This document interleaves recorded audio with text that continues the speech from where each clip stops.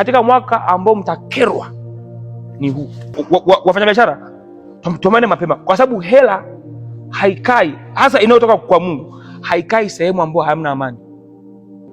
Tuko humu ndani wengi tu, Mungu anataka kutubariki, lakini sasa hajioni. Yaani Mungu kule, si ndio? Ameshasema haya, malaika kadhaa hawa wameomba sasa na agano langu na mtumishi wangu hapa na majira haya lazima wabarikiwe. Malaika haya kila mmoja wanakuja kwa nefuata utii. Wamefika. Kinachowafanya wakae pale ni amani. Wamefika pale pap. Wameshafika malaika pale wakukupa baraka zako.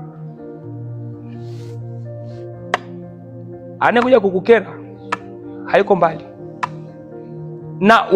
Na ulimwengu wa roho uko vizuri sana. Wanahakikisha wanaokukera sio watu ambao, kwa sababu haitauma. Wanahakikisha wanaokukera ni wale unaowapenda, unaowajali, unaowathamini, unaowahangaikia. Hao ndio wanaokukera 4G, 5G, 7G. So umekasirishwa, unaanza kusikia vimaneno kule. Kwani lazima kwenda?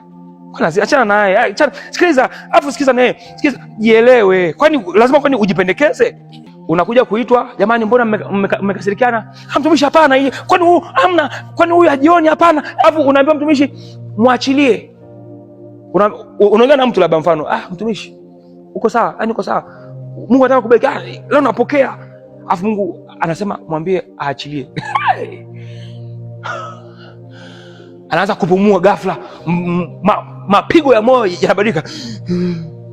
Kwa hiyo katika kupokea, katika mwaka huu, katika biashara zetu na katika kazi zetu, katika kupandishwa vyeo, katika kupata zaidi ya tulivyokuwa tunapata mwaka jana, hakikisha amani yako haichezewi. Mali zinatoka wapi? Katika ulimwengu wa roho. Zinakuja kwa nani?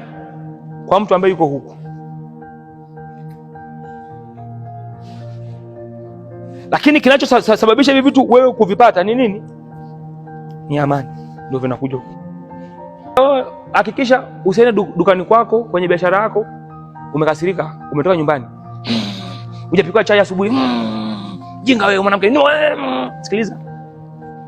Utakula tu hasara, kwa sababu hela haitakaa. Hata kama ikija haitakaa.